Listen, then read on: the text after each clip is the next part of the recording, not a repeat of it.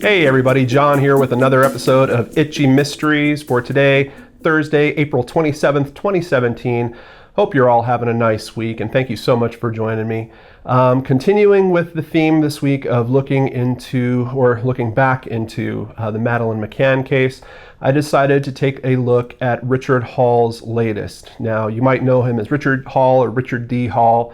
If you are familiar with the Madeleine McCann case, you probably know his name. He has done a very intense investigation into this case over several years, including traveling to the location. He has put out, I believe with this film now included, he's got somewhere between 13 and 15 total hours of documentary that are available for you to watch. And if you want I really have to say, I really appreciate this guy and how he goes about this. If you want a very good sense of what is driving this man, just read the disclaimer that comes up before any of these documentaries and see what he's doing with his so-called intellectual property. He essentially allows it to be copied anywhere, reposted anywhere, by anyone. You can burn DVDs and give them out. He really just is looking for the truth, and similar to myself, he believes that putting his version of the information out there will get him the critical feedback and additional information that he needs.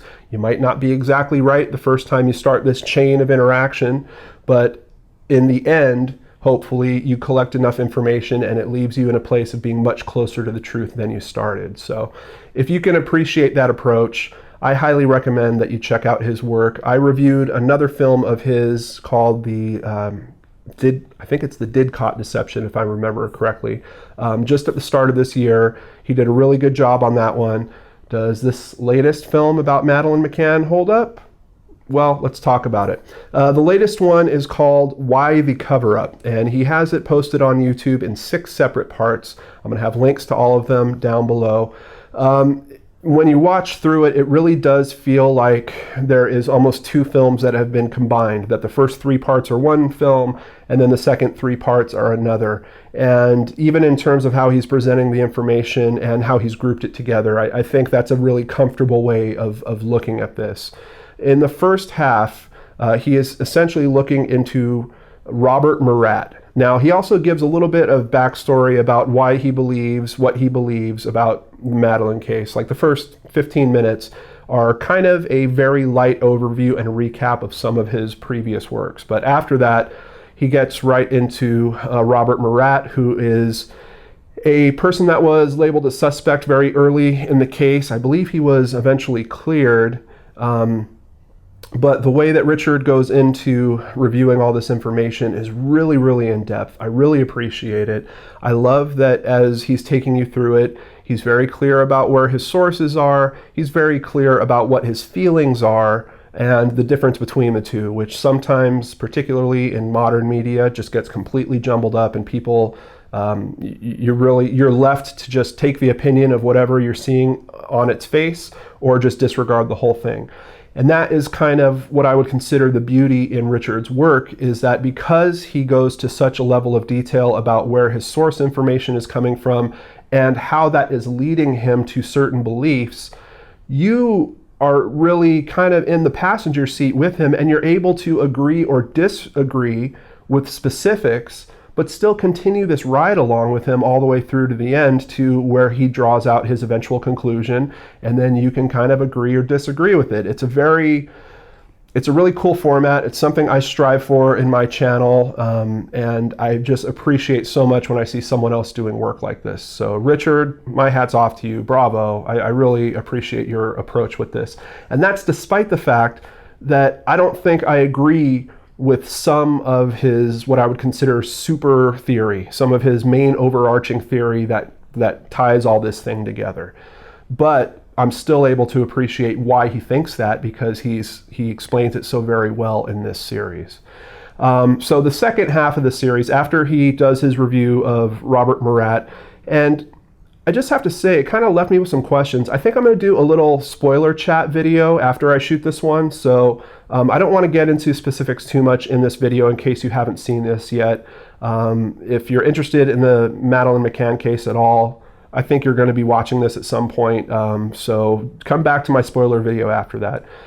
The second half of his film is where he kind of explains this super theory, and it's almost like he needs to, and that's kind of where the title comes from, Why the Cover-Up, because essentially, I don't think this is blown too much, his super theory has to do with why would so many people be trying to cover up for someone committing a crime, and the conclusion he comes to there, I'm not really sure if I agree with it. He shows some compelling information, some interesting connections. For me personally, it is a little bit in the circumstantial arena, and I don't know if I would draw that same conclusion that he does, but that's the beauty of his work. It's so well detailed, it's so well explained, you understand why he thinks what he thinks. It's really up to you if you have a different critical thought about that. And he, at the end of the film, even invites commentary back where he offers his own email address. So very, very well done, very bold, and I appreciate so much that he's looking for the truth. One of the things I appreciated the most is at the very end, and this isn't really a spoiler, but just once again to kind of tell you what the type of person you're dealing with when you're watching his material, he brings up a title card that actually says, "Thanks for watching my purported theory." So, and that really left me, because towards the end of the film, my view and his were kind of separating pretty wildly.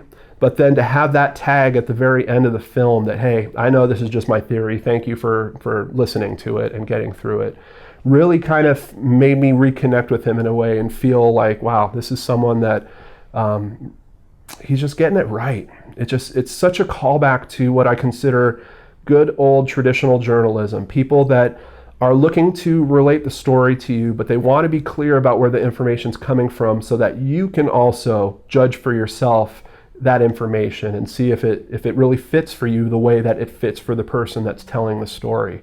It is such a stronger place to come from than this kind of quickie, summed up journalism that we've grown into and gotten accustomed to over the past few decades. And that's really why I like supporting this guy's work so much, even if I don't line up with him step by step in terms of what we think happened in a particular case.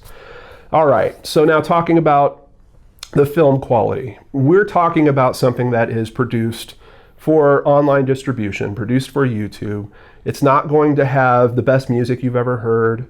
It's not going to have all of the best footage that you've ever seen, but what's cool about it is he went back to clips that he had shot himself from his previous documentaries, wove some of those in, did some very interesting things in terms of, like, he was going through a timeline about Robert Murat, and the way that he showed the information, he had like a map on the top half of the screen, and he was showing where Robert said that where he had gone back and forth. And then he had this timeline on the bottom of the screen with this little red bar that was moving across as time was progressing. It was just so logical and such a very nice, clean, and clear way to present that information. I really, really applaud that. So you're going to see someone that has obviously a very sharp analytical mind, chewing up just tons and tons of information and then relaying it to you in a very compassionate and smart way, which I really, really appreciate. Outside of the footage, none of it is talking head footage, despite the fact that he narrates the whole thing from start to finish. You never really get to see him speaking to you. Some people might say that, you know, that's a good thing. Other people might say it wouldn't be bad if he popped in every now and then and you kind of made a little personal connection with him as he was talking to you. But for this, it works well because he has so many examples to show you and graphics to show you and pictures to show you that you're constantly being visually stimulated in some way. There was no point where I was watching the screen going, you know, what am I looking at this for? What does this scene have to do with anything? It all is relative. It all fits in fairly well. The music was a little jarring in a few places. Primarily, like, the volume level was just a little too hot, and the type of song might have not been the exact perfect fit. Like, it's weird because he uses it very sparingly, but then when it kicks in, you're like, oh, is something about to happen? Like, did the episode just end or something like that? And then it doesn't. So he uses it to punctuate a few moments, and I'm not quite sure if I understand what he's trying to punctuate exactly, but it's not all that distracting.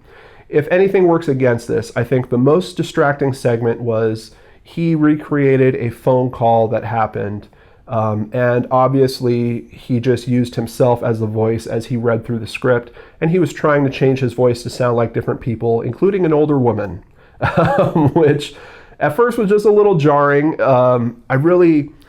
I just wish that he could have reached out to some local theater group or something, gotten a couple actors together to do the reading for him and given them some credit or something along those lines. I think it just would have been less distracting. It was kind of hard to digest the information because there was this part of your brain going, wow, this guy's he's doing all these voices, huh? And okay, he's doing okay with that one, but this voice doesn't sound so great. And all of a sudden you're analyzing something, at least me, I'm analyzing something completely different than the actual information he's trying to get across. That was the only segment like that in what is, I think, over 3 hours of footage, and everything else is extremely well done. So, but I just wanted to point that out. If there's any knocks towards this, I'd say a little bit of a lack of a personal connection because he's never on camera actually talking to you. And then that voiceover segment where it might have been helpful if he just got some help with that from some local theater troupe somewhere.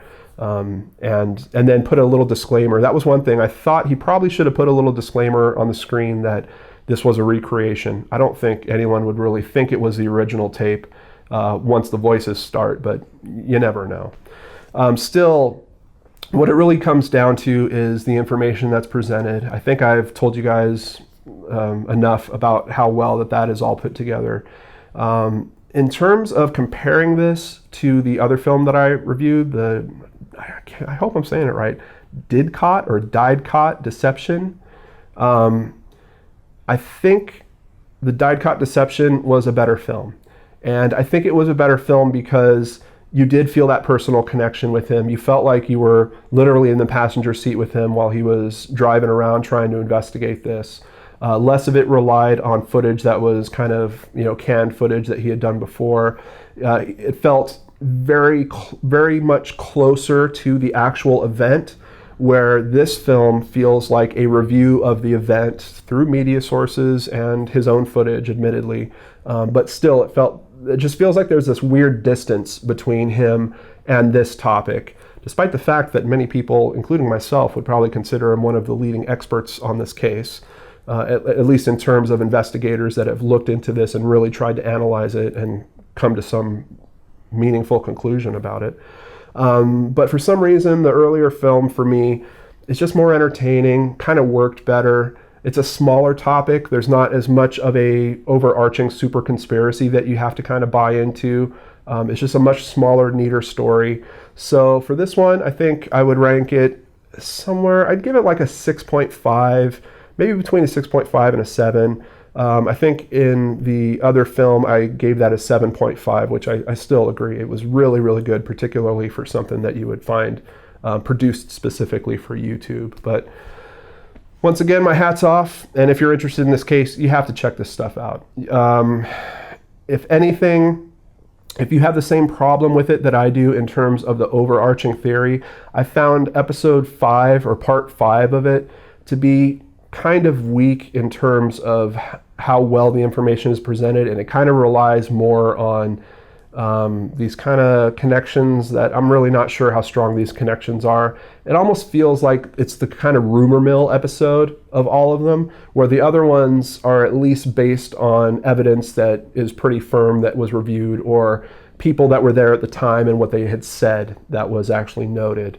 But that 5th episode just really kind of felt out of place to me, but relatively minor speed bump in an overall excellent presentation. And once again, my hat's off to Richard Hall. I'm going to chat just a little bit more about this in the spoilers video, so please check that out. But be sure to watch this first, because I think that I want to give it a fair shot. I don't want to set any biases up for you if you are going to check this out. So please don't watch that spoiler video unless you've seen this. Unless you just really don't care and you know you're not going to watch it and you just want to hear my opinion more about the case, then what am I going to do? I'm not going to stop you from watching the spoilers. But thank you so much for joining me here on Itchy Mysteries. For those of you that are coming along, see you in the next video. For the rest of you, I will see you back here on the Lord and Darts channel tomorrow. Take care, everyone.